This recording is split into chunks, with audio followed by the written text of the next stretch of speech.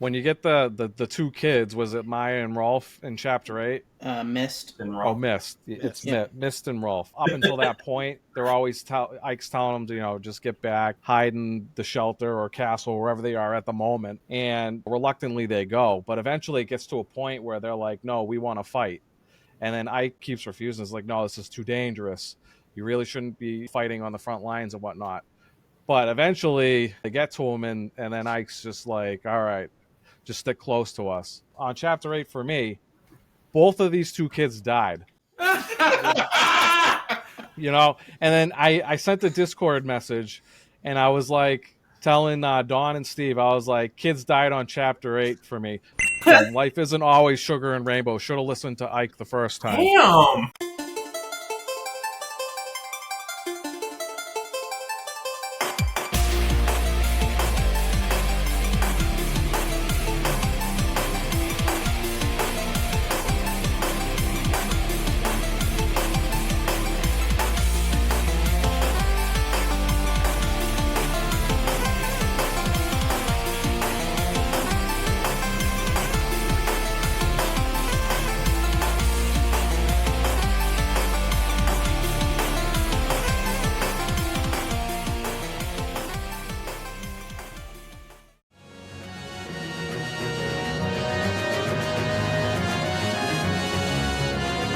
Welcome to the Cable Club. We're a retro video gaming podcast where three guys hate critical hits, and we're linking up to talk about the games you love and rank them. This is episode number 54. We're your hosts. I'm Steve. I'm Dan. And I'm Don. And we're here with two guests today, Alan and Dante. Say hi, guys. Hello. Hey. This week's episode is our 20th League episode, and the entry is Fire Emblem Path of Radiance for the Nintendo Gamecube. So, get ready to upload data from us to you. But first, let's set the mood, boys. Outnumbered, but definitely not outgunned. You've spent what feels like forever skilling up your units and crafting weapons to gain the edge in the war. You've developed these units' relationships and seen them conquer their fears and demons. You've seen betrayal, compassion, ambition, and resiliency. Your confidence is overwhelming, despite the odds. As soon as the unit selection menu pops up, you scour every last enemy looking for things like killer weapons or brave weapons. You consider all of the tactical routes available to you and the placement of your units to the best ability you can. You consider the whole map, the enemy composition, and all of your weapon triangle benefits. You know that this isn't just an obstacle of brute force. This is going to take a tactical approach with merit much befitting your now impressive repertoire. You've been playing Fire Emblem games for years, and your experience has no equal. Today, the Mad King Ashnard will finally be defeated in combat. You will strike him down and end this tyrannical, mad tyrant once and for all. You forgot about horse killers? I usually look out for those too. Yeah. Poleaxe and all that stuff too. Yeah. Long swords. Your cavalry's usually first in. Dude, cavalry's so good. It is. Cavalry's broken in this game. It's beyond broken. Oh god. But before we get into that, we have got a question of the week. Question of the week. So this question comes from Chris in the Bucket. His question was, it's nice and short, best kill shot. Does our guest want to take it away? We usually do guess first. If we're being specific to this game, I like it when what is it, barbarians that have axes, or am I thinking about this wrong in this game? Well, no, barbarians, bandits, and technically barbarians. No, it's berserkers, bandits, fighters, and warriors. Basically, anybody who has an axe that throws it across the field is the funniest thing to me because it just defies the laws of physics. I think It goes boomerangs so in fast. general, boomerangs in general don't work that way. It broke me every time I saw it in gameplay. I will say, animation-wise, my favorite is probably going to be Astra when it goes off. Not necessarily, it's not always a kill, but if you get Astra to go off, it's just the most beautiful thing ever. And then other than that, then I guess for more like normal playthroughs, Luna is also really good to see too. It's kind of funny when you give it to Braum and Braum starts plucking it every 5 seconds because he can for some reason. Under certain conditions, they say. Whatever that is. And it's actually any game. So your favorite kill shot from any game. Oh, any game? Ooh, Yeah. Problem is I play a lot of RPGs. I'm not good for this, but I guess if I had to give one, my favorite would then be from Tales of Symphonia. Genius's Indignation Judgment is one of my favorite moves of all time. I love casting in one shot something. That sword, lightning, boom. It's such a beauty. I actually really like the Tales games. I think they have a cool concept. Yeah, they do. Yeah, they do. I've played a couple of them. There's a lot of them, though, and unfortunately for me, I just haven't played as many as I'd like to. Time is my enemy. Yeah. I get that completely. Those I games think are so Symphonia was like the last one I played. Forever ago. Yeah. I play the games. I think my favorite might actually be Link's jumping down stab. Oh, he has yeah? it in, like, Twilight Princess. And Zelda 2. Yeah, I was gonna Yeah, say it's that Zelda one 2. you can like chain it so you bounce off of like the enemies continuously. Is that a finishing attack or just a really good attack? In Twilight Princess it is. When you knock an enemy to the ground, you can finish them with that. Nice. I think I'm gonna go with COD's kill cam. No, just- Call of Duty's kill cam? yeah. For those that don't know, it's just basically a camera where when the opposing team gets a kill shot on you, it just shows you how you got killed. But that's a joke answer. So your favorite kill shot is everybody's kill shot? Yeah. Right on the COD cam? You know, It's that's like good. Golden Gun from GoldenEye. Oh, that is Yeah, that is a good one actually. I mean, this one isn't like all that impressive, but like I kind of like it because me and this friend Matt, or it was all our friends, Matt, we used to call it the humiliation shot. Basically, what it is in the Megaman games, you would finish them off with just like the lemon shooter. You just shoot them once when they had like 1 bar left of health, and you just finish them off with it. And we just coined it as humiliation shot. Just for style. That's what a finishing move's about, right? Yeah, Style I think point. so. And 360 manuals. Man, down the like, right. so, to be funny, Silent Hill's little kick is hilarious. Because, you know, you're fighting these monsters and you beat them to the ground with a pipe or a blunt instrument of some kind. The PlayStation 1 one is really funny because it's less of a stomp and just like a little kick, like the weakest little kick you can muster, and it kills everything. Yeah. Completely kills it once it's on the ground. In the second one, when he does it, he like not only does he like stomp, but he also like smushes Yeah, his he's foot around mushing like it. it's a bug.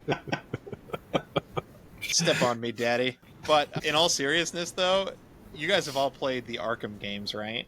Yes. Yep. Oh my God. Yes. There's some really like visceral Batman takedowns in that. One of my favorites is when he like picks a guy's head up and then he like smashes it into the concrete, and you're like, yeah, Batman doesn't kill.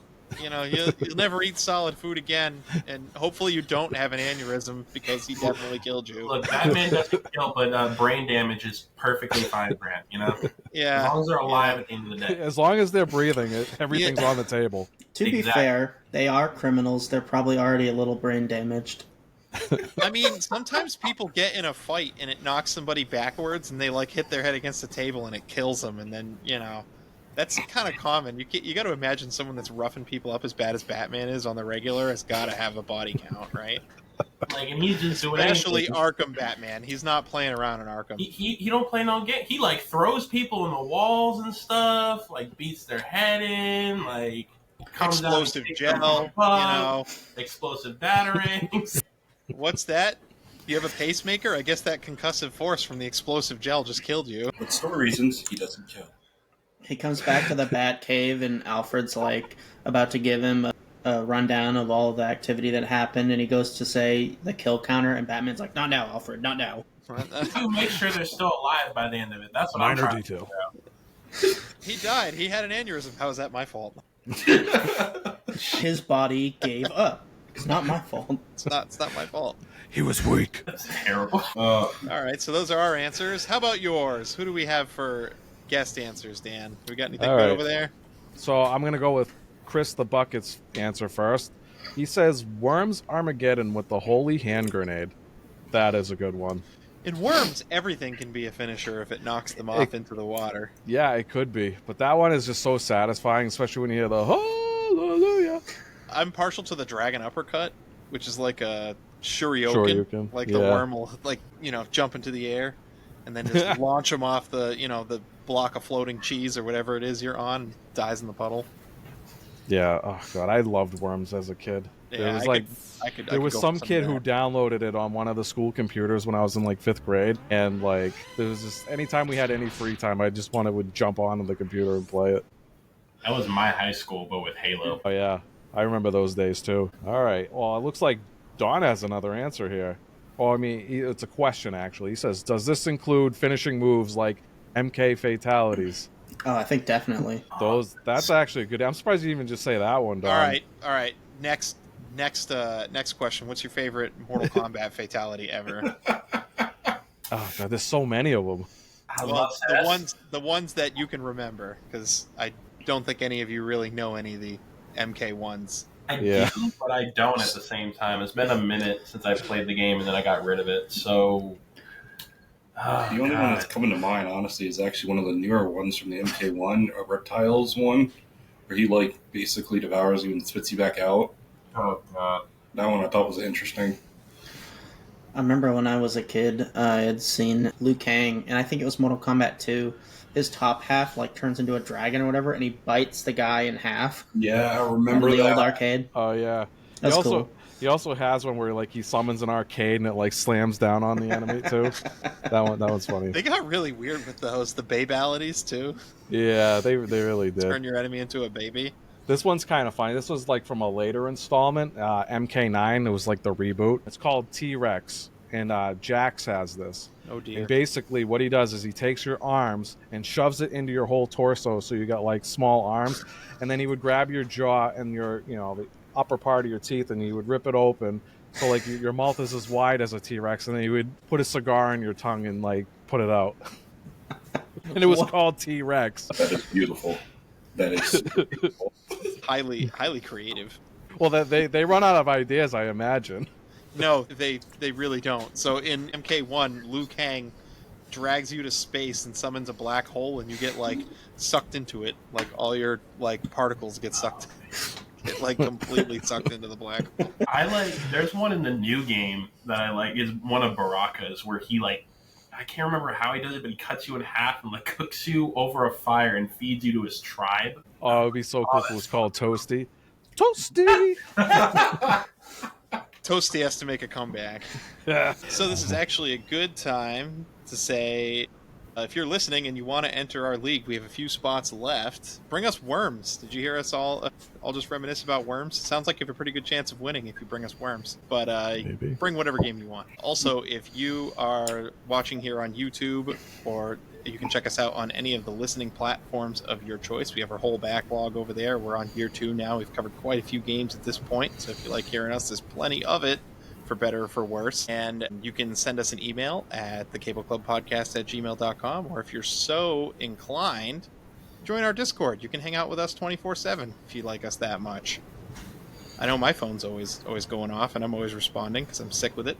But you guys, do you feel like Discord is our favorite fan base? Oh, absolutely. Yeah, my only problem is that I don't like to mute the Cable Club because I want to know what's going on. And I'll be driving down the road listening to something good, and all of a sudden it gets muted because I get a Cable Club notification. It's a good problem to have. So the only good, problem it's is it's too active. Come on over there. All right, are you all ready to talk about the game that hates us, but we love anyway? Fire Emblem Path of Radiance? Let's get in there.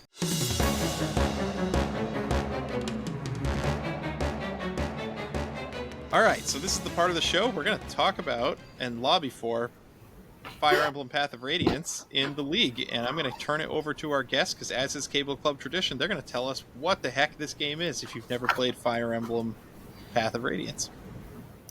All right, let's start first off with the Fire Emblem series as itself. Fire Emblem is basically chess on steroids, where each piece is basically a person, and they're of a class archetype that has certain abilities, movements, and capabilities from that. Fire Emblem Path of Radiance is technically F9 in the entire series. There's more than 15 at this point. There's way too many now. But anyway, technically it's the 9th one. The gist of the overarching story is that Ike is training under his father in a band of mercenaries, trying to live out life and do good while also making money, or trying to live with making money. They end up on mistake after a war starts by a Dane, meeting the princess and decide to help the princess throughout the story. This ends up also getting Ike's father killed, and then he goes through a bunch of training arcs, also trying to meet with the other kingdoms and trying to raise a morale, and also Army 2 to fight Diane to do the final battle against King Ashnard, who is the evil dragon villain, who is also a lot more screwed up and smart at the exact same time, really weirdly, because of how Radiant Dawn is written, but we're not getting into that.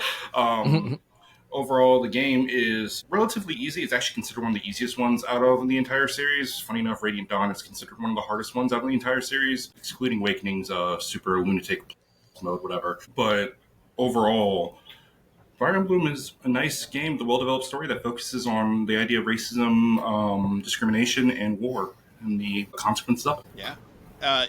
And what you said, too, about the game being easy, I did feel that. I don't know, because Steve, this is the first time you've ever beaten a Fire Emblem game. Dan, is this your first time? Yeah, playing I one? mean, you guys said it was like the easiest. I can't imagine. So, I feel like it's so Played all easy to three. lose like units. Yeah. Well, Well, that's because you're kind of new to the series. Like, you learn when to defend, how to position your units to block enemy movement from getting to your weaker heroes. Yeah, Like, yeah. I mean, you and learn I, all that. the and more I you was play. doing that, but like there's just some times where there's just like they make it through to that one enemy or that one party member that they know that they can kill, and then they do it.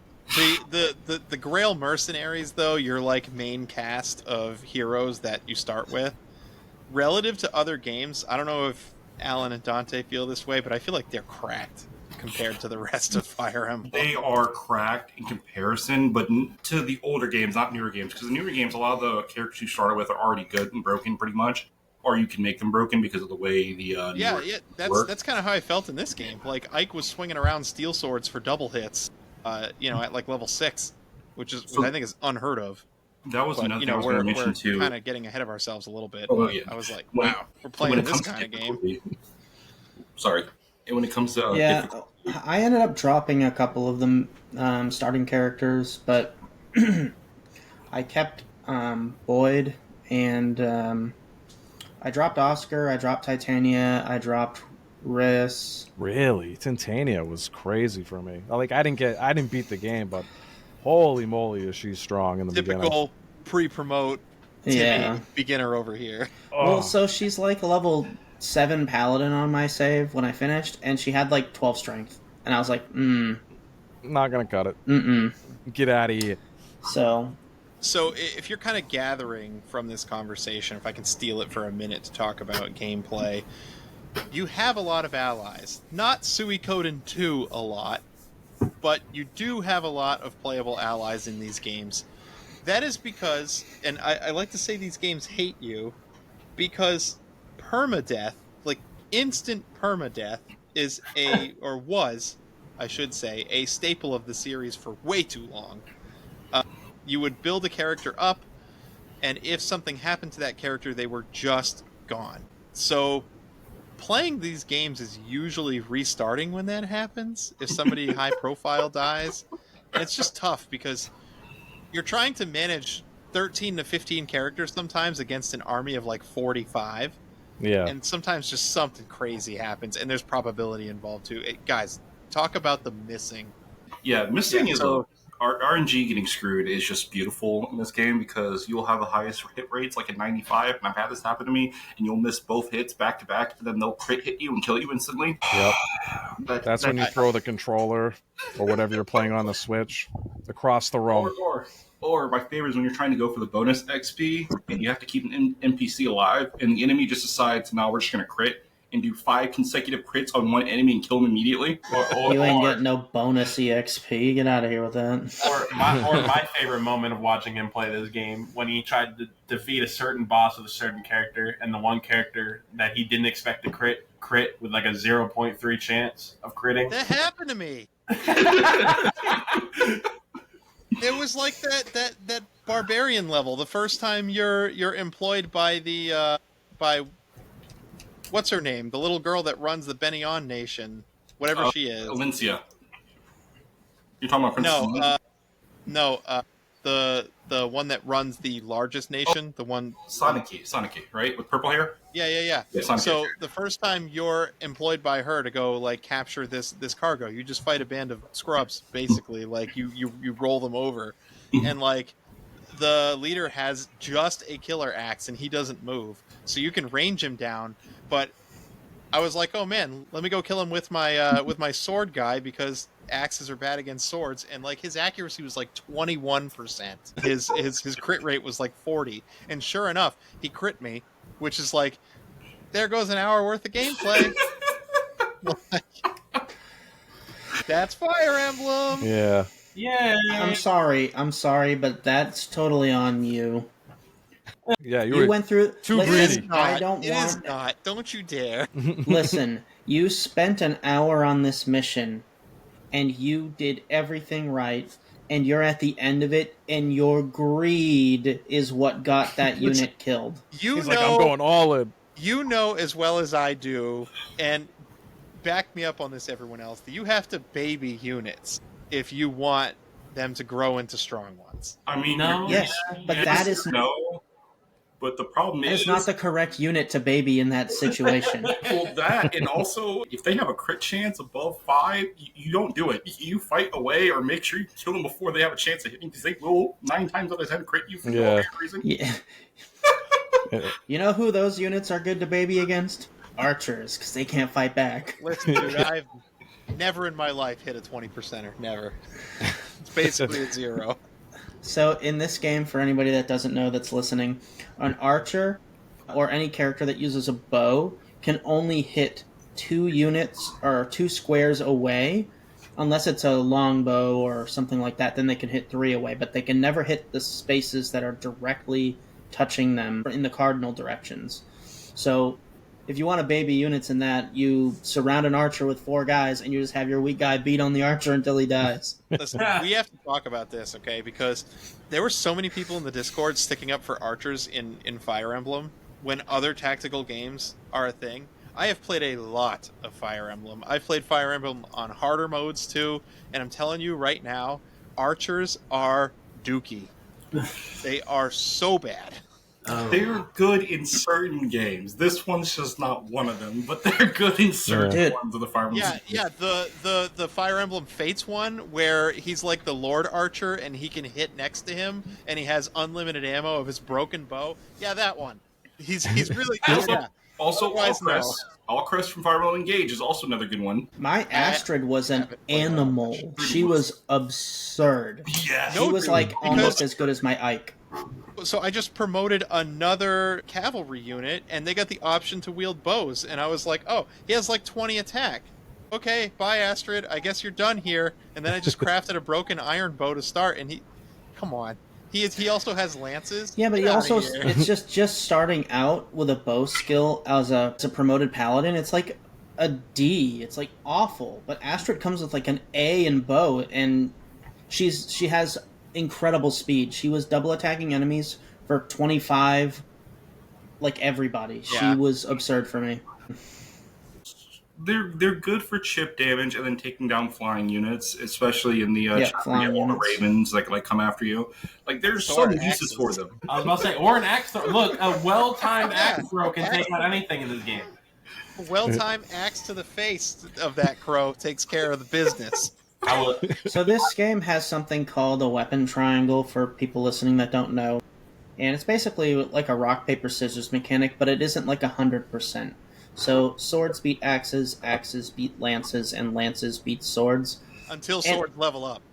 Yeah. And so one of the things about the bow is that it's not part of the weapon triangle, but all of these weapon types you've probably gathered have ranged versions too. But going forward, just know that if we're talking about, lances beat swords, that's what we're talking about. So you have the weapon triangle, and they all shit on the bow. Okay, look, I've played this game like 5 or 6 times. There are some runs where Rolf just goes beyond crazy to give Rolf the time of day. And there's sometimes you have to with some of the Fire Emblem characters. You do. I know archers aren't that great in this game, but some of them can do crazy stuff. The first play, because I did 2 playthroughs before this podcast, The first playthrough, I actually had trained up Raw. I gave him Gamble, and his skill was up high enough, so I was able to craft a weapon that had high accuracy, use Gamble to double his crit chance, and he was just murdering everything. Wow. There you go. So basically on Chapter 8 for me, both of these two kids died. I was like telling Dawn and Steve, I was like, kids died on Chapter 8 for me. Fuck them. Life isn't always sugar and rainbow. Should have listened to Ike the first time. Damn. The sad part is Like- you screwed yourself over by letting them die. I didn't let them die. So how Miss died was she died from a polearm user or a spear user. So basically, It's this usually guy. how it happens. So I don't know. These guys are like master like spearsmen or something because he was able to like go around one of my characters, hit and miss behind him and kill her in one hit because they're like level 1. And I was just like, well, I mean, it's either I start over or I just keep going. And I figured I should just keep going because it's like just keep it authentic. No. But yeah, Well, this is the first time you've played a Fire Emblem game, Dan. yeah, You know you can check units' movements, right? yeah. So He before didn't you do move, that. I rarely did that, but like I don't Yeah. know. It's just like you literally got to think about like everything. I didn't expect like this spearman to like spear somebody that was in front of him to like go behind that guy and hit, missed. oh yeah, they check to see if they're gonna kill somebody and they'll Yeah, go for I it. was just That's like- the I thought number she was one thing. guarded. I was like, okay, I got this guy in front of me. She's safe. Nope. I had 2 deaths on my run that I didn't restart for. The first one was Leith or Lev, the Lagoos, I because saw you on that playthrough. I thought that I had ordered, or I didn't realize ordering how it worked, really. And she was just running in and attacking everything. And she just ran in and attacked the boss. And he was like, who are you? And just killed her. Yeah, I think that's the 'Cause- same map. That's the same map. I think it was Chapter 8. Yeah, I'm it pretty is. Those That's 9. 2 lagoons on that Before map. that. Sorry, my bad. 8's Oh, the is it like- not? Here. 8's defense chapter, 9 is when Miss and Rolf joins. My apologies, I just realized that. Yeah, 9. Maybe I misspoke then. It is You're 9. fine, you're Okay. fine. I was not thinking about it. My apologies. Yeah, I don't know. He crit her or something, and then she ran away. The other one was Marcia, the Pegasus Knight. I don't remember what happened, but it was really far on a map, and I was like, forget it. I have Jill. My God, she was one of my best units. She was neck and neck with Jill the whole time. She was so good. Yeah, Yeah, rub it in some more. it's fine. I did fine. Speaking of recruiting units, real quick. So, Stefan, chapter 15, the whole Lagoos map where you're trying to get in, defeat the Green Tiger, and they realize that you're not bad people. Like, it's all a misunderstanding when you do that chapter, if you remember the story. Yeah, you just Yeah. murder all their friends. You're and then they're supposed cool to with it. take either Mordecai or Leaf, go all the way to the up left corner, and go over 3, go down 2, and have one of them stand in that spot, and he'll appear. Oh wow. See that? Like, there's no way you could find it. Yeah. Unless You would never. What makes it worse is he's a sword master that already has Astra, and he has one of the best stats in the game for base stats at level 8. and you lose out on the best sword because you didn't stand on a particular nondescript tile. And I want to mention too, there are maps with sub objectives, right? There's Yeah. chests, there's Yeah. houses you can visit, right? So it's not like there's not other stuff to do on the map. This is not that. This is just like a nondescript tile in the middle of the desert, up in the corner of the map that you don't go to because the enemies come to you. Yeah. Well, maybe he's just kind of like a secret character or something because he's kind of broken. And Apparently, they wanted to keep him kind of like that. he's not that broken though. That's what I'm saying. He just Well, comes with broken items. the item. Yeah. Well, no, he actually I don't is know. important to the I don't story, really know. partially, because you through his support through Soren, you find out more about Soren's background through him. So if you don't get him, you don't get. Soren only has 2 supports. Stefan's the other one. He's actually important. I have some words to say about Soren for the first half of the game. Jesus. Yeah, so these characters, these pieces, and I think we're kind of getting into this.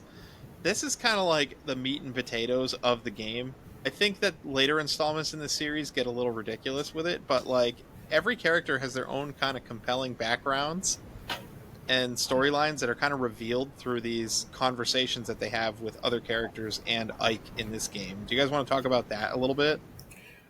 Without a doubt, it's The problem is, especially with like some of the main characters, a lot of the stuff gets into Radiant Dawn territory with some of the backgrounds. Because, for example, using Sora and Ike, if you actually know their full background, actually it's in Radiant Dawn because you find out who Soren's parents actually are, which is a huge spoiler in Radiant Dawn. And also, you find out more about what Ike's father and mother in that situation because there's actually more to it that's also in Radiant Dawn. But other than that, though, when it comes to supports, it usually brings out the best in characters.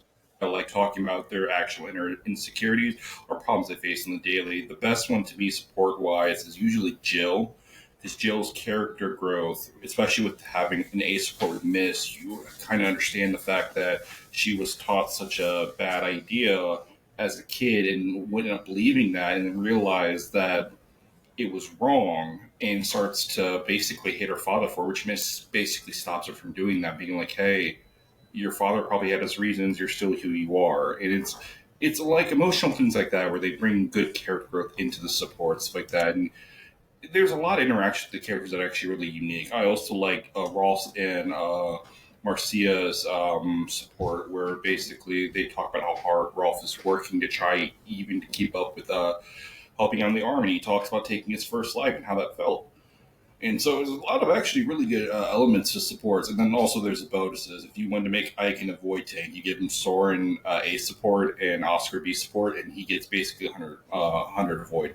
Wow. Yeah. Yeah. Wow. So yeah, it is story based, but also it's a subsystem where if your characters are fighting in close proximity to one another, if they're fighting close to the right characters, they actually gain stat bonuses through this system too. So it's kind of like a sub thing, and it's sort of unspoken because in later games they make a point to show you that support is happening. If two characters do something next to each other, in this one they don't, and in earlier installments they don't. But it makes if this goes back to the permadeath thing, like Yeah, but I mean, it's like a human element. It makes you kind of grow a little bit more attached to the characters, which is another reason why you don't want them permadead. But it's something that adds like the actual RPG element into the game and makes you kind of feel more invested and involved in it. So I think it's not just for gameplay benefit, but for story benefit, it's almost equally important. Like shoe in real quickly is that they also don't explain how ranking up weapons works. Because I had to research this after I did the first run and I realized that, and so in the second run I was actually able to get a lot of characters to S rank without even trying. The weapon you use obviously gives you experience. However, if you're using an iron sword, you only get 1 point, whereas steel gives you 2 points. Oh, I didn't know using a higher level weapon gave you more weapon experience. They don't tell you that at all.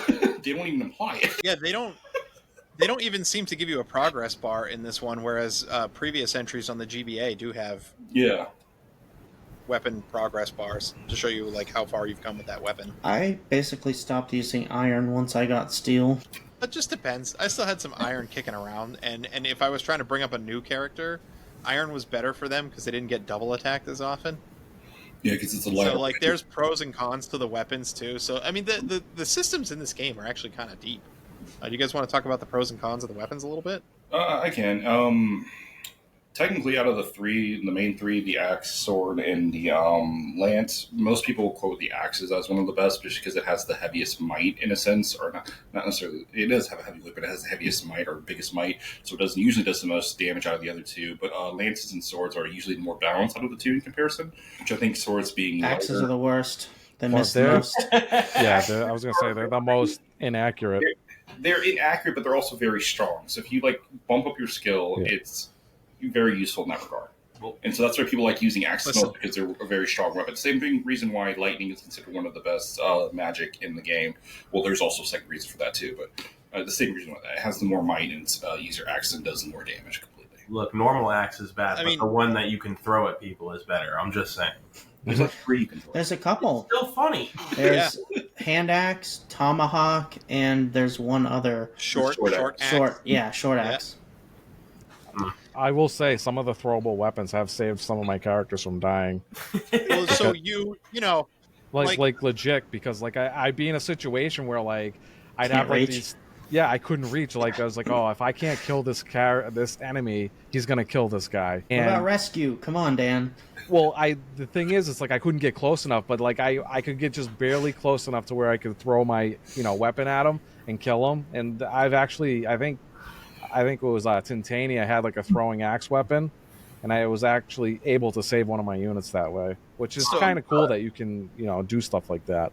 And like Fire Emblem is so counterattack heavy. Like if you play Final Fantasy Tactics, which we have on this, and other tactics games, like counter is usually a skill, and it usually only happens sometimes.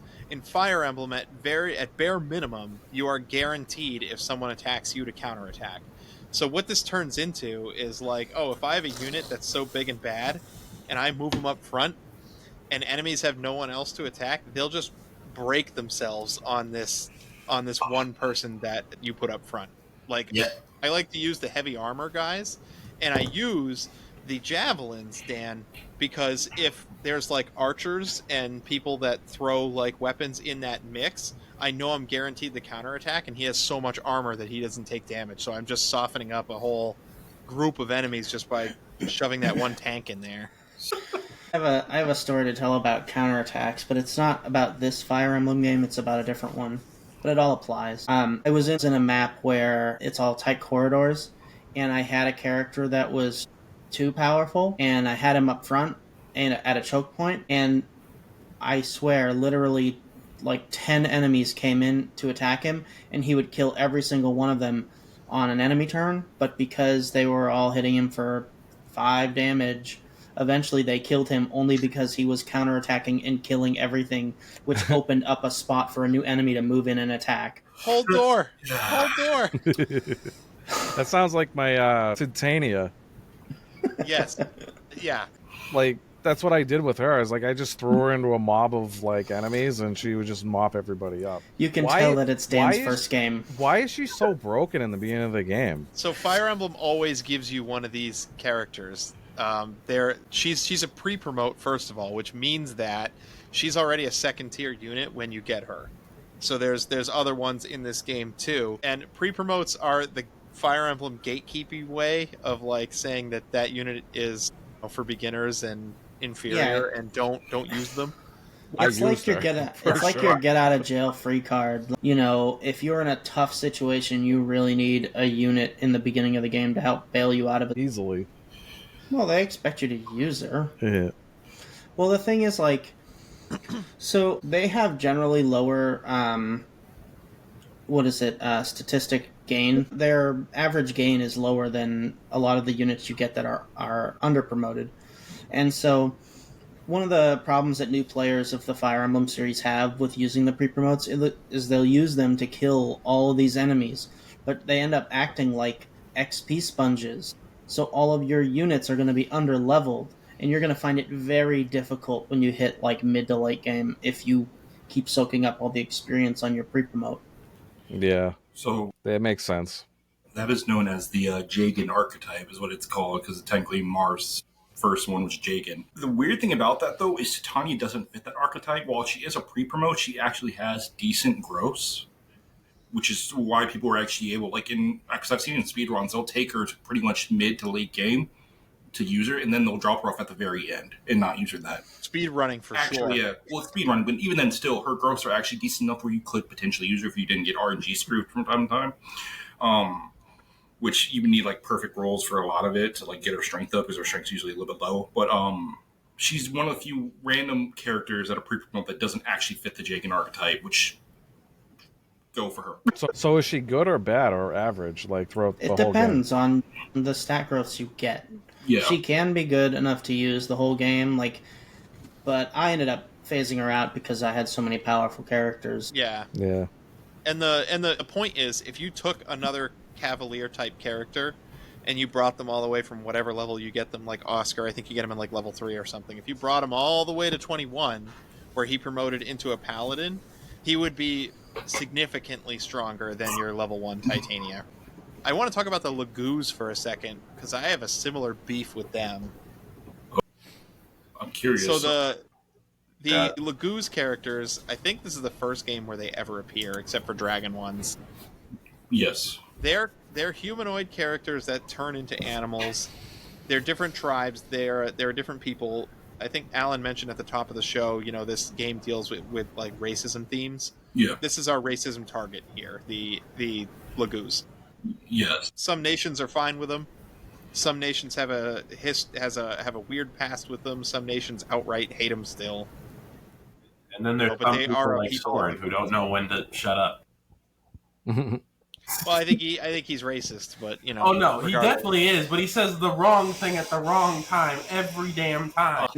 He hates Lagoos because of the other aspect of racism that's not fully explored in this game. You only really find out about it through special conversations or boss fights.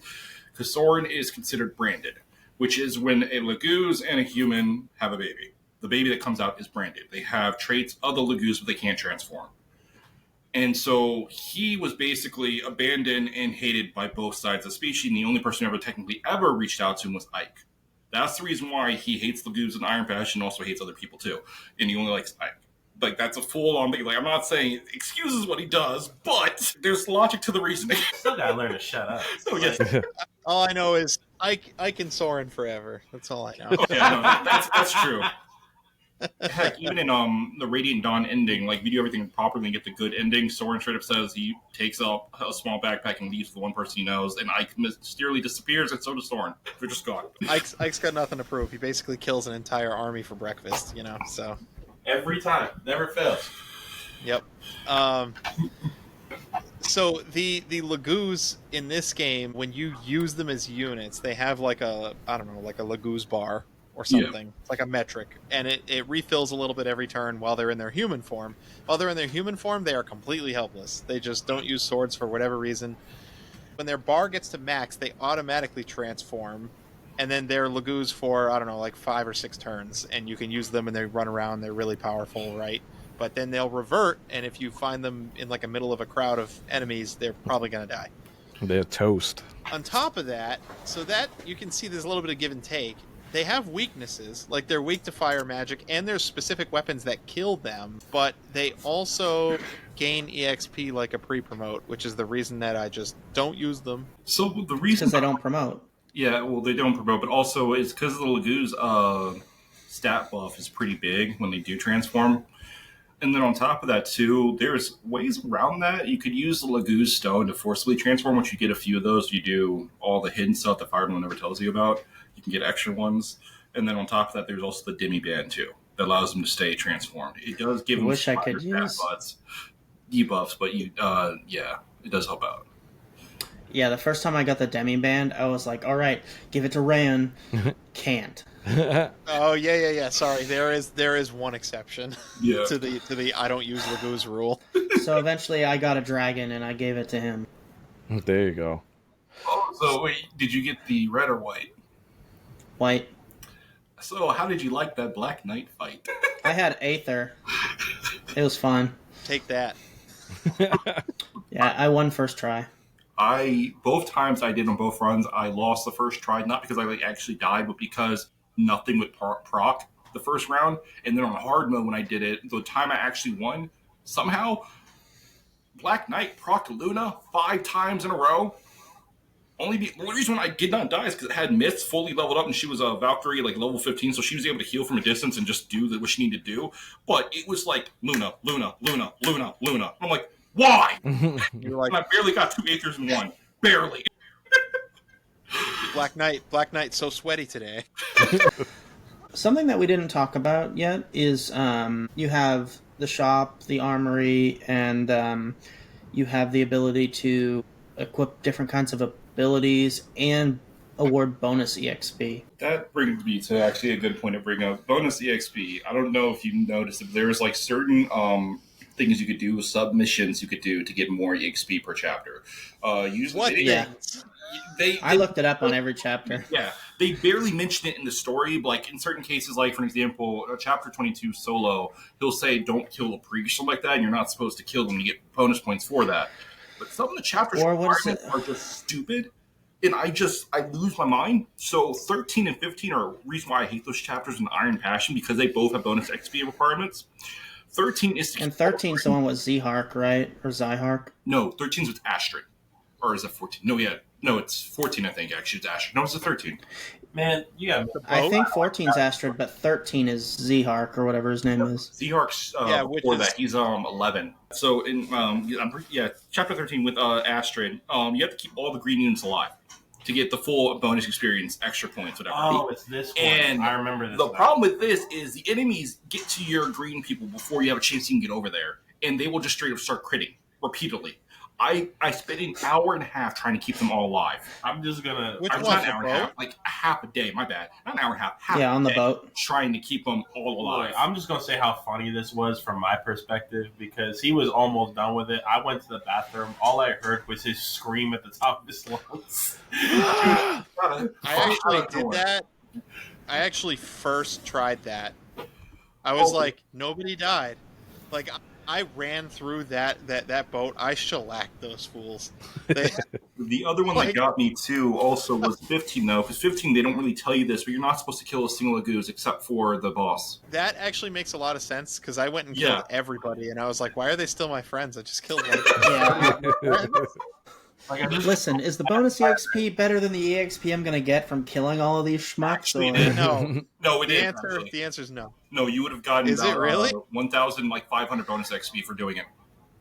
It's debatable. It might be better. It's close. No, it's just hidden. I didn't run out of money, so also, I didn't use money. On the chapter with Astrid, to talk to her on the first turn, I shoved Ike with 3 people. Yeah, shove. I think this was the first game that shove was introduced. I think my longest shove chain in a single turn was like 7. Wow. I shoved up like 7 spaces because I was trying to get him to talk to a particular Tibarn on that. I think it was the last chapter 17. Chapter 17 has like four parts. I thought I could gain control of Tibarn, which I wanted to do so that. That reminds me, the other great character recruit. Sorry to jump back to character recruiting. Shinon. Did you all recruit him again? No, dude. I didn't get far enough, but that dude's an asshole, huh? Yeah. Number 1, I'm not escorting Rolf anywhere except the bed. Okay. Number 2, deserter. Okay. Number 3, pre-promote. Number 4, archer. Thanks for the brave bow. See you later. Number 5, absolute douchebag for the entire game. Yeah. No, dude. I ran him over so fast. I was like, "Hey, good to see you." Completely obliterated. It's funny how they expect you to know to bring Rolf there to talk to him, and then you have to just defeat him with Ike. They don't tell you this. Why? You have to talk with Rolf and then defeat him with Ike. Why Rolf? There's a story reason behind it. The story reason is because Shinon's the one who taught Rolf how to use a bow. That's why he knows how to use it. It was from Shinon. Yeah, but you only figure that out after that chapter. There's nothing to connect those two characters. It's unfortunate. Like he was like Gatry's best bud. I don't actually know why Gatry doesn't work for this. No, but it's only Rolf. Nah, well, there's that. actually some pretty cool character interactions. Like if you have Lloyd fight Shinon, it's like he says some pretty cool shit. Like I'm gonna didn't matter. He was dead. He's an archer. He can't fight back.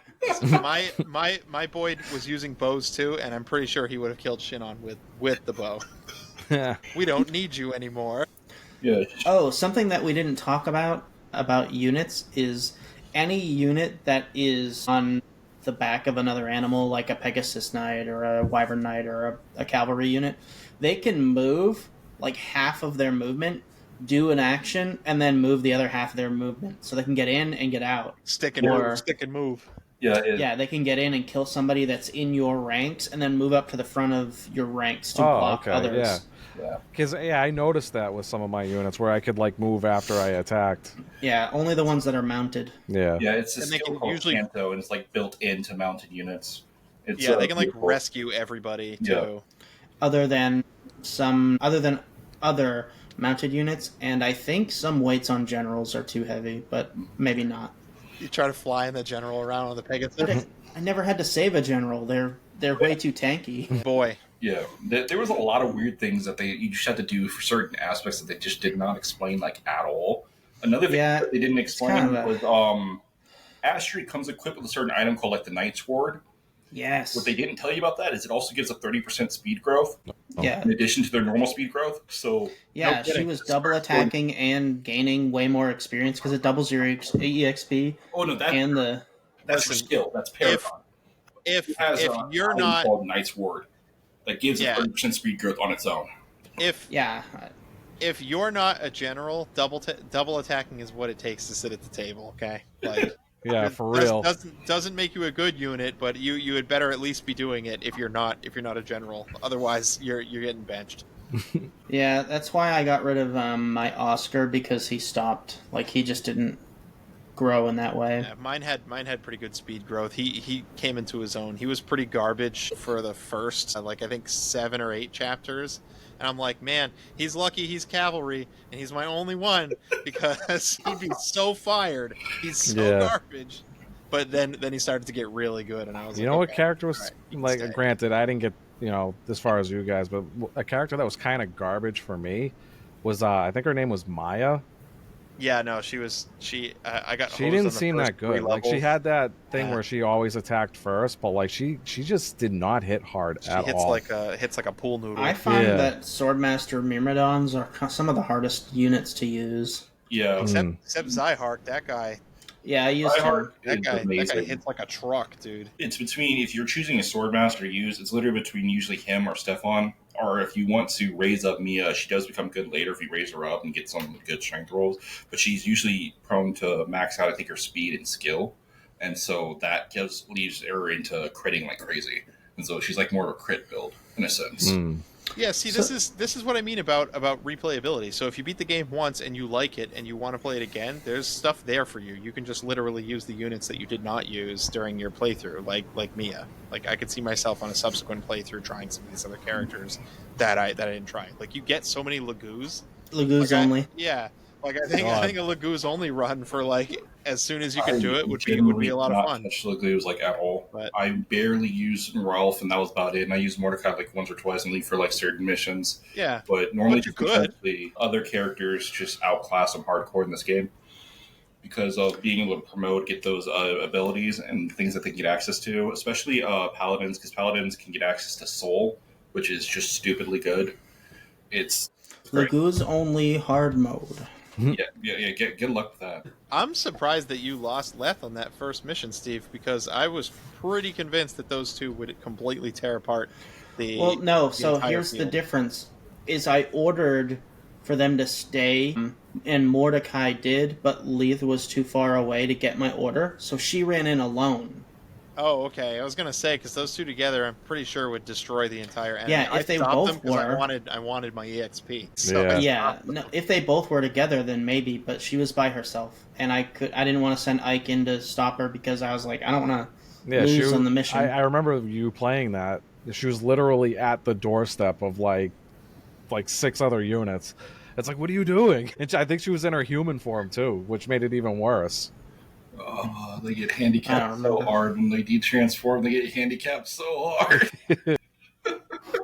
Yeah, if you gave Nazira and Ralph X Resolve, which is like the 2 most broken abilities when can put together in the game, they become a complete monster.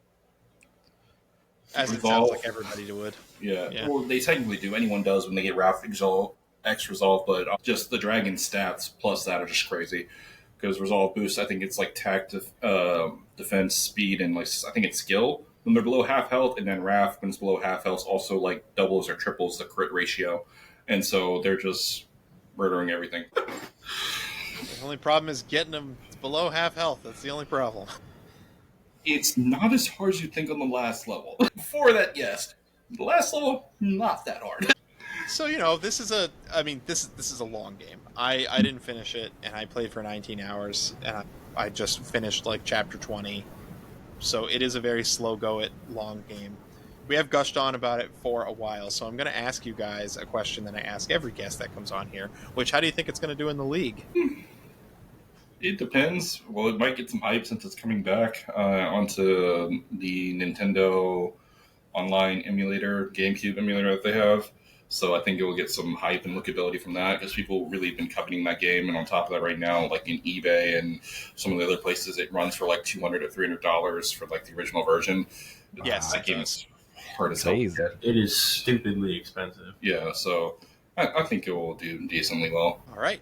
Well, thank you guys for coming on. We are going to let you guys go now and get into our host review. Okay.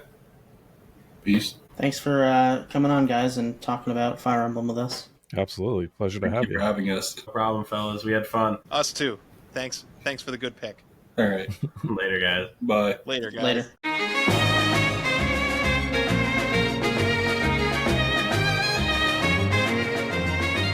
All right, so if you are joining us for the first time, here's the part where we're going to do the host review. But before we do that, we like to get our plugs in here. So make sure that if you're listening, to look at wherever the reviews are on the podcast platform that you are listening to, and go ahead and leave us a review over there. It really helps the show to know how we're doing and how we could improve. So it's a fair review. That's perfectly fine. It's 5 stars. It's even better.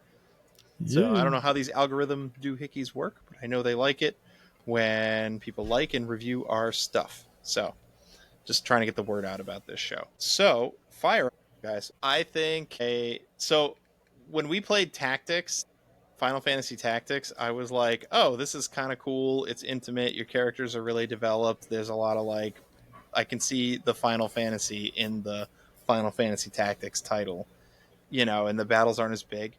I was reminded over these last 2 weeks why I love Fire Emblem so much. And like, man, just like, defending some of these places with like 40 enemies coming in at you with different compositions, switching people around, positioning people, for optimal effects, like, and not, having to customize or grind too hard. Like the story is, the maps take a while to beat, but the story feels snappy nonetheless. Like I said, I played for 19 hours over these last 2 weeks, which is more than what I usually play on these games, but it didn't feel like that. It was like, just like boom, boom, boom, map after map after map.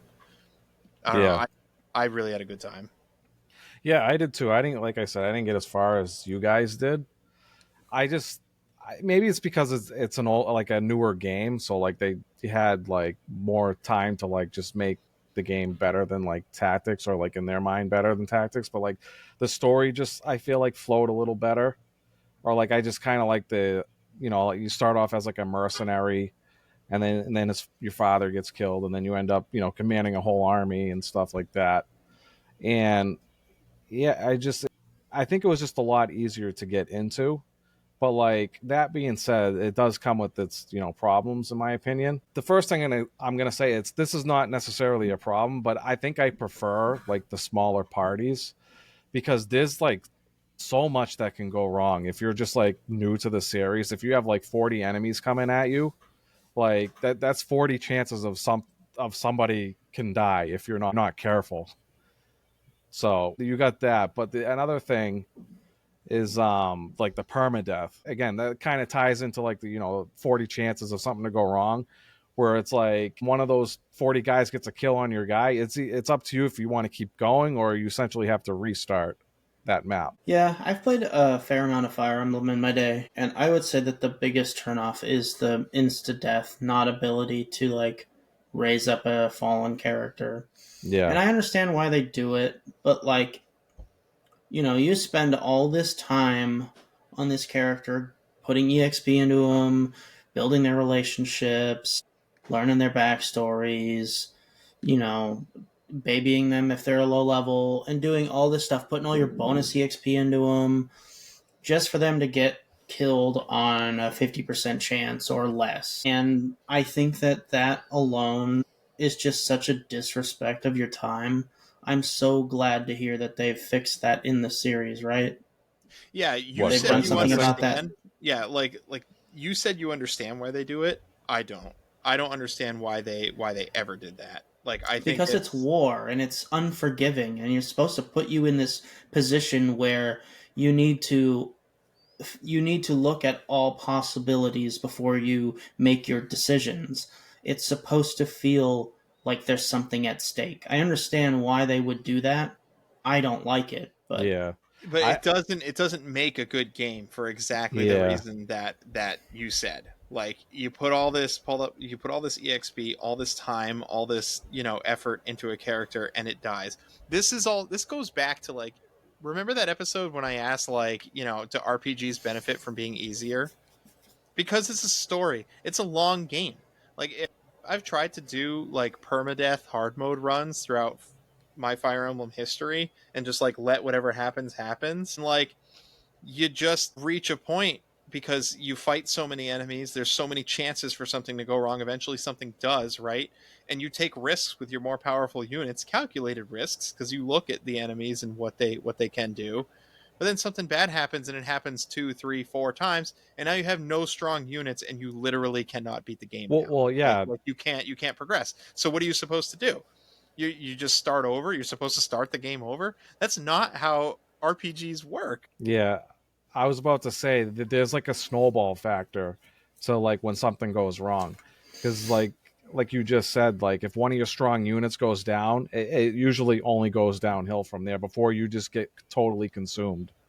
Yeah, because that strong unit was tanking for something else. Yeah, and it goes down, and then they go kill that something else too. You're right. It's very rare if you play that way. It's very rare to just lose one unit in a fight. Because it happened to me when I was playing. Like I mentioned, like that level a lot where like you gotta guard the 3 choke points, but like I got the most game overs on that one because of that happening, where it's like one unit dies, then another one dies. It's very snowbally at times.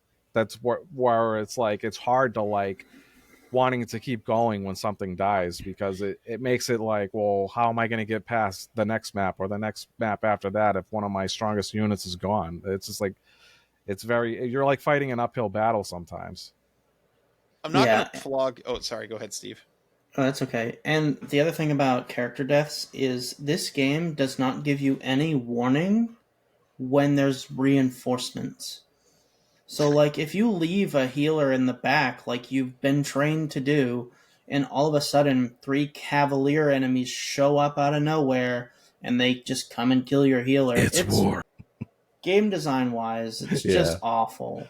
Like, that aspect. Like, they could have designed it like, oh, if your guy dies in battle, he takes a timeout for a chapter or something like that. Maybe you can't use him next chapter, or whatever it could have been. It could have been literally anything else, but it doesn't even feel good when it happens on Final Fantasy Tactics. I found myself in places at times during that game where like I have to finish this map before his timer runs out. Yeah. Because they killed 3 out of my 5 guys who can res, and now nobody can res, and it's like, oh great, Yeah. It's the permadeath thing is a tough pill to swallow. Although for this game though, I'm not going to flog it for that mistake of the series, because in this game I think they made most of your characters very strong, at least on normal mode, and it will punish you if you're not paying attention, but I think it is pretty hard if you are doing the things you're supposed to do, like checking enemies' range, checking their weaponry before you move and getting in there.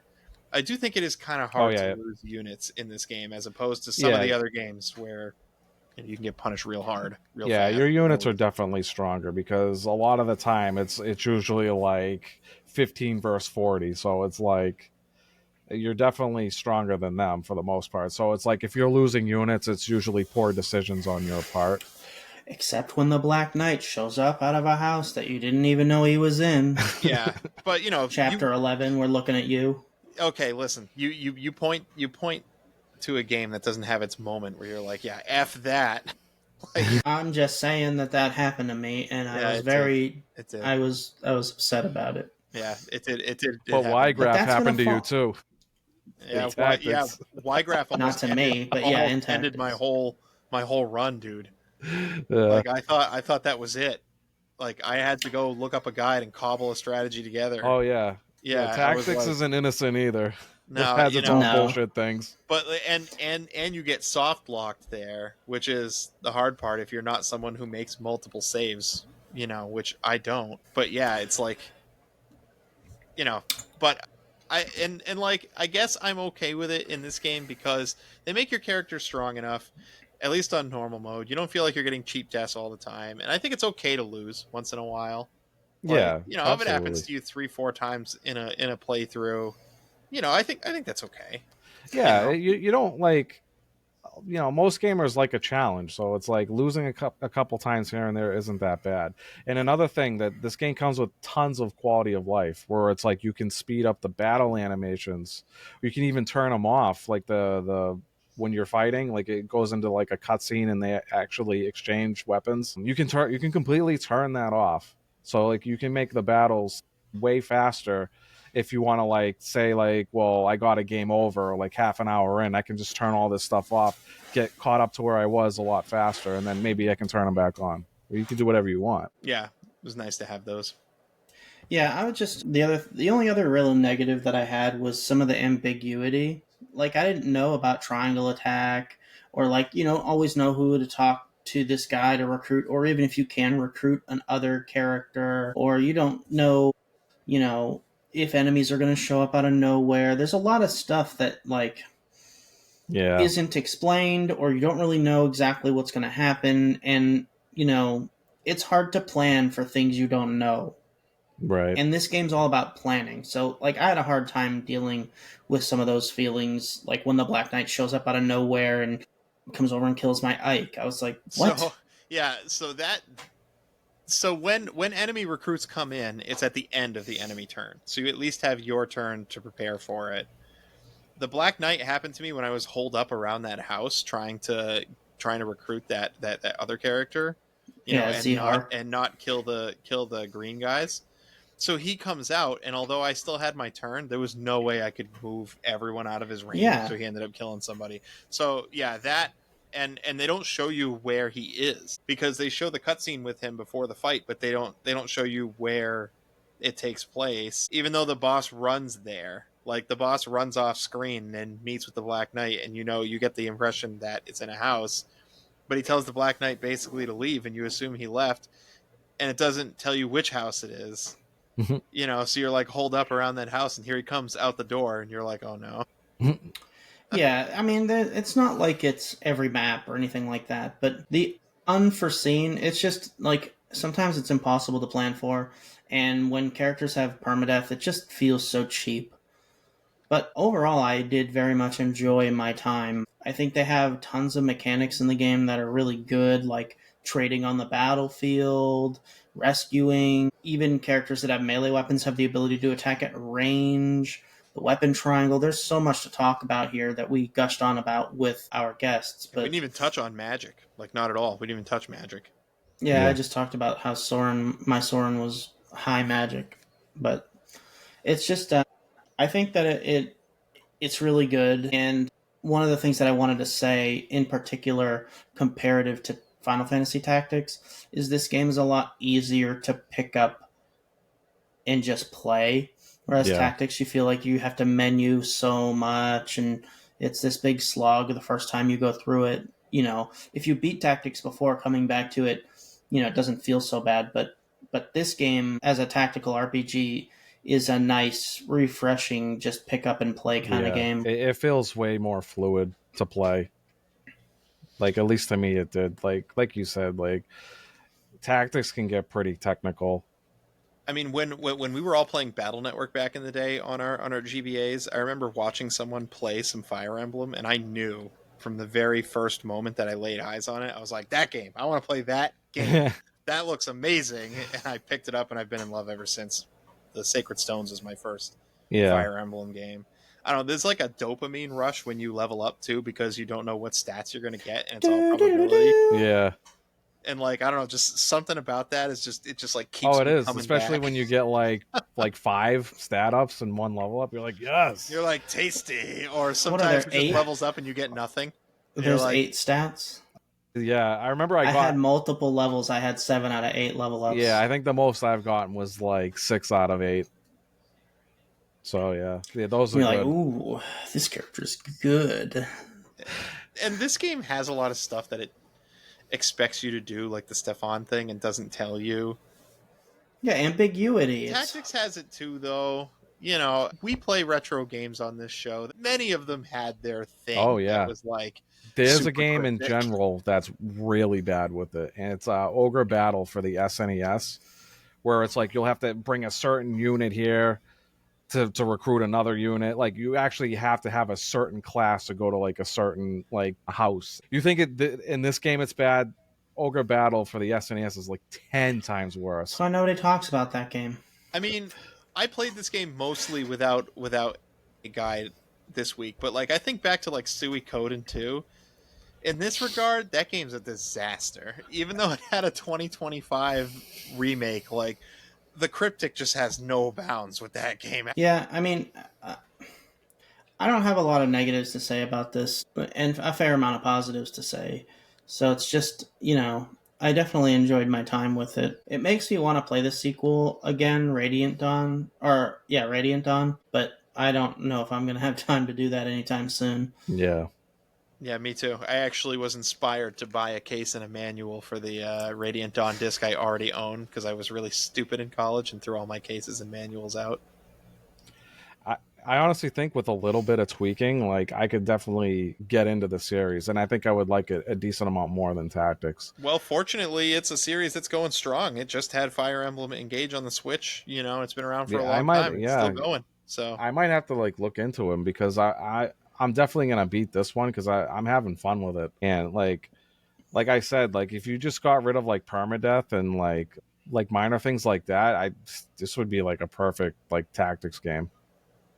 Yeah, and the newer games, I think Awakening is the one on the 3DS. I think that's when it started. There's quote-unquote casual mode or classic mode, and you can play casual mode but still play easy, normal, and hard, and your characters just res after battle, basically. Yeah. It does make the game significantly easier, though. Yeah. When you can just throw everybody in there. But like that's how it should be. I feel like you should be able to like play the game like that, and if you like the game that much, maybe you can go through on non-casual mode and like try it that way. The permadeath does make you a better player. Oh yeah, like, absolutely. You do learn from that experience in a very painful way. There is a map, I think it's like chapter 25 or something like that, where you go on this mountain pass, and there are units at the top of the mountain, and there's boulders. And you've walked right into their trap, and when an enemy pushes a boulder down, it'll roll down the set path that you can stand in, and every character that it hits, no matter your defense, deals 10 damage, enemy units or yours. And I had to redo that map, seriously, 4 times. Wow. Everybody got to be carrying those vulneraries. But I like that. Like, so for example, like a lot of like, Final Fantasy Tactics, most of the maps are like samey, where it's just like kill all the enemies. Enough. Yeah. Kill all enemies, which that's what you got to do in Fire Emblem too. But like, I like the fact that like one of the beginning missions, you got to hide in the trees and kind of like, set up before you pop out, before they notice you. Like, I wish tactics games would do that more often, where there's just more strategy to it rather than just overpower the other team. Like those defend missions, defend for 10 turns. Yeah. I played those missions as they have to defend from me for 10 turns, and I killed all. You're stuck in here with me. Yeah, that's how I did it too. Yeah, I want all that EXP. Bring those reinforcements in. It's exactly why, because I want the EXP. Yeah. Horse meat's good eating, I hear. Into the grinder. Yep. So it sounds like you guys are ready to rate this game. Oh, I am. And we owe our good friend Justin Spruch a rating for Silent Hill also. Oh, yeah, that's right. So get ready. Play that jingle.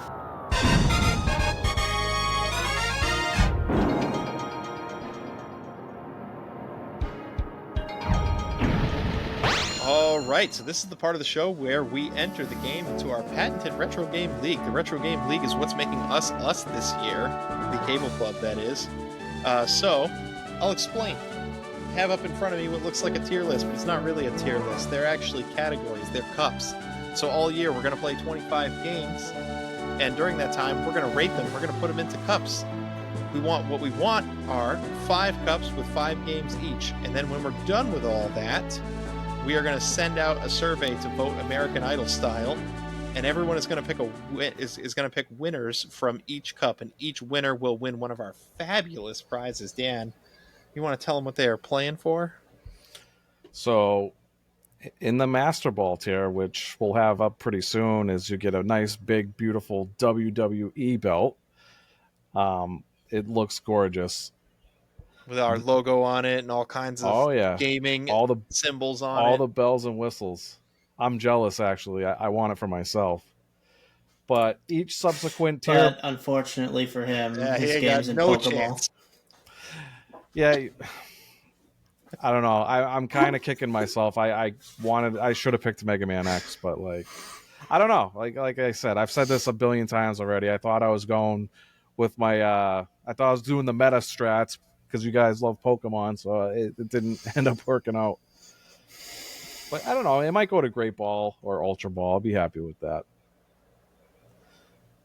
But anyways, so you got Ultra Ball, Great Ball, and Pokeball, and Apricorn. They all have like golden cartridges of like SNES, NES, Nintendo 64. They all look great. You can check out thecableclub.com if you want to see the pictures of them. They are gorgeous. Very, very shiny. Very. So, the exciting part is, if we bring in a new game and it doesn't quite fit the tippity-top standard, it's going to move into one of the lower cups. And if that does that, you can see here the lower cups already have 5 games in them. So that means we have to promote something up. Who knows? We might actually demote things, too, from time to time. I have no idea. We'll have to find out. I don't think we've actually done that yet, haven't we? We have not demoted a game yet. Interesting. Yeah. So, I have for you guys first, Silent Hill. Silent Hill 2. 2, the second one. And I just want to say that I don't like horror games, like, at all. But when I started reading about this game, I am in love with the story. I think looking at this entire list of games, I think from a story perspective, the way it's told and the fact that it has to be a game to tell the story, like you couldn't novelize this, I don't think, and you couldn't put it in a movie, certainly. I think for me, it is probably the best story out of the entire like list of games here. And I think for that, it might not be, of all the games eligible for Ultra Ball, it might not be the best one there. For me, I actually think this is an Ultra Ball game, and that's really hard to do, but it's just the story is so incredible. Yeah, that's crazy for you. Like, cause like you said, like you're not really a horror guy. And honestly, the gameplay is not bad. Like, as someone who's not a horror fan, it's pretty approachable. It's not as punishing as something like Resident Evil if you're not good at these types of games. So you can get through it, and you can experience the story if you're a wimp like me. Yeah.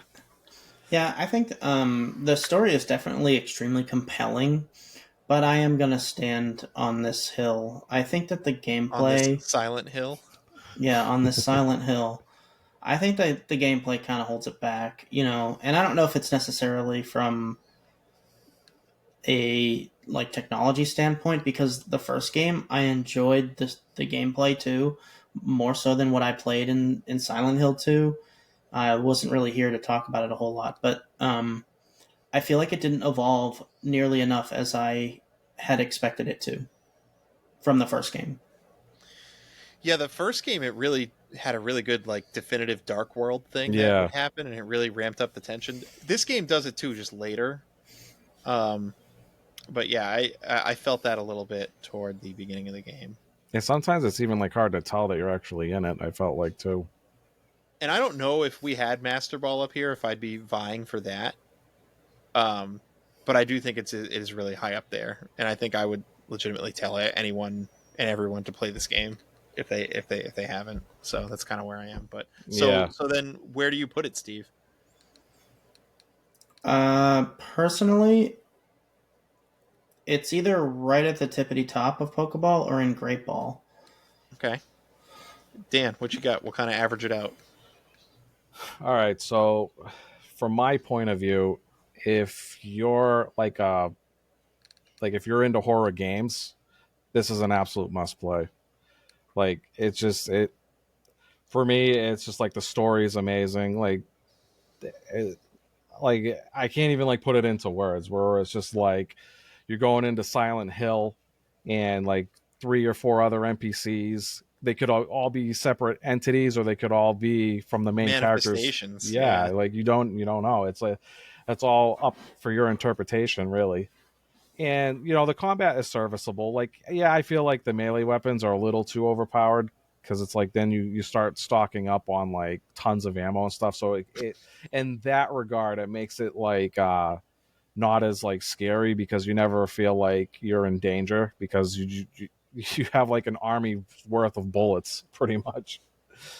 But other than that, like, yeah, the game is just great. Like I said, it's a must play if you're into in the horror genre. So I think I'm with Dawn, and I would throw this an Ultra Ball myself. Okay. So you think that it is better than Mario 3, or Street Fighter Third Strike, or Diablo 2? Yeah, I think so. Yeah, that's a really well-made game. Like, yeah, I think the story is just so good. Yeah, like, it's praised so highly too. Like Silent Hill, like I've heard a lot of that is just like the best in the series. And Dan says for horror fans only. I actually disagree. I think the story is so compelling. I think anybody that plays video games should probably play it and draw their own interpretations. And seriously, if you're listening to this and you haven't listened to our Silent Hill 2 episode, go check that out, because the discussion we have is just bonkers. Like, the fact that we can sit there and spin these theories about this game is really incredible, because it is up to interpretation. Yeah. And I think it sets it apart from other horror games. I'm trying to click the screen share and not the actual screen to move the thing. Yeah, do I think it's better than Resident Evil overall? No, I don't. But like, it's definitely up there for sure. All right, so Silent Hill 2 is going all the way up to Ultra Ball. Now we have the Fire Emblem game. Who wants to go first on Fire Emblem? I guess I can. I mean, like I said, I didn't get as far as you guys, but from what I did play, I loved it. Like, it was I just like how it all flowed. Like, I just wasn't like a ton of menuing and stuff like that. Everything was just like pretty easy from the get-go to understand everything. And the story is just, it's decent too. For someone who's not really a tactics guy, I actually have really enjoyed myself. Like, there's just minor issues with it that I have, like the permadeath and stuff. But like, if you were to like fix those issues, I don't know. I could see myself really liking this series. That being said, though, I think I would throw this somewhere probably in the middle of the pack of Great Ball. Because I'm not like a huge tactics guy, but for what I did play, it's a lot of fun.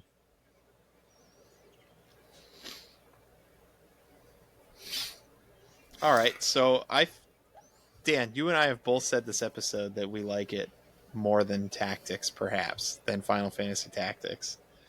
Are we going to demote our first game? Oh, yeah. I actually forgot Tactics was in Ultra Ball. Oh, damn. I mean, Tactics definitely has a superior story. They were not afraid to go to dark places with that story and stay there and end it on not a happy note, which I think is very brave, especially for PlayStation 1. See, I don't know if it's better though. Like I think Tactics might slightly still edge out for me. Yeah, it does have a lot going on. Tactics. Yeah, I think you just have forgotten how much Tactics has going on. Oh well, actually, I'm still playing Tactics. I'm still working through it and grinding my way up and gonna beat it. So I don't know. I think for my taste, I prefer Fire Emblem, and I was reminded of that. I feel like it's more modern, like Fire Emblem. It's like more streamlined and more. Well, yeah, it's a generation apart. Yeah.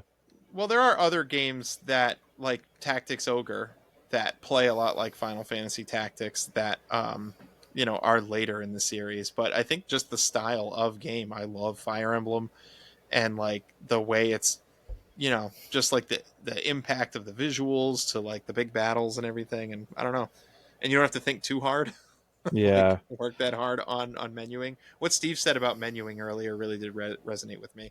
Yeah, there is a lot of menuing, but the things that you can do in Tactics is insane. Like the customizability. Yeah, that's huge. That and like the sub jobs too. Like just so much you can do with a single character, let alone like 5 or 6 of them. I think I'm probably with you in Great Ball though, because I don't think it's for everybody. The way that like I think everybody could play Tactics. I do, and I think everybody could find something they enjoy about Tactics. I think people could opt out of playing a game like Fire Emblem and say it's just not for me. And so for that reason, I think I'm with Dan. I think it is probably middle of the road Great Ball for me. Yeah. Probably Ultra Ball eventually, but it's I think it's. I think if Fire Emblem did like a few changes to it, I could very well see it being better than Final Fantasy Tactics. Yeah, the story's pretty remedial. Yeah. Across the series. Steve? Yeah, I'm okay with this going into Great Ball. I had a lot of fun playing it. I mean, you beat it. You're the only one that beat it. So you must have played for a good number of hours then. Yeah, I think I had like 37 hours. Wow. So I ended up staying up later than I should have most nights, and I had a lot of opportunities to play. So I wanted to beat it. It was kind of like a personal goal. Yeah. No shame in that. Fair enough. All right, so Great Ball it goes. We wouldn't demote a game if we put it in Ultra Ball because there'd be 5. Yeah, but I wonder if we would swap it for something else. If we were all unanimously like, you know what, it's better than Tactics. Would we take it down? But we still think Fire Emblem's Great Ball. Would we take it down and put something else up? Basically, I have something planned for the end of the league. We might shuffle things around more, but I'm not going to reveal it yet. Great Ball actually has a tough lineup to actually put up into Ultra Ball. So Ultra Ball, for me, I got to put up Mario 3. Yeah. And probably Diablo 2. Those are my 2 picks. And Mario 3 for me is just barely over Donkey Kong Country 2 for the platformer. But if I had to play one or the other, for me it would be Mario 3. Yeah. I'm the same way when it comes to Mario 3. Like Mario 3 is just such a masterpiece for its time, and even today it's still very, very good. That I don't know if that's going to be my number 1 pick, but I'm also eyeing Tony Hawk 2 and Diablo 2. This is hard. It's starting to get hard. I think ultimately I'm going to go with Tony Hawk 2 because that resonated with me as a kid because I played that a ton as a kid. So I guess my number 1 is going to be Mario 3 and then Tony Hawk 2 for number 2. So it doesn't matter what I pick. Maybe it does. Pick one. Yeah. We could change. I like Mario 3 and Donkey Kong 2. I'm a big platformer guy, so. Okay. If you had picked Tony Hawk, it would have been like, guys, do we put Tony Hawk up to the for the content? But, I actually half expected you to say it because you really have been a Tony Hawk fan throughout this. But yeah, so I guess Mario 3. We all said Mario 3, so it's got to go up. Oh boy, that makes me think that it's going to go all the way. Yeah, I can't. It's really tough to imagine the scenario in which Mario 3 doesn't make Master Ball. It's one of those games, you know? Yeah. Somewhere in there. All right, there you have it. So we're going to set Fire Emblem Path of Radiance aside. And we don't have a League episode lined up for you, but we do have my pick lined up for you. So we all got one. That's pretty good. Oh boy, let's hear it. So we are going to play a game that I have talked about on Discord a couple times, and I am shocked exists. And I only think I heard about it last year for the very first time. Let me get a release year for you.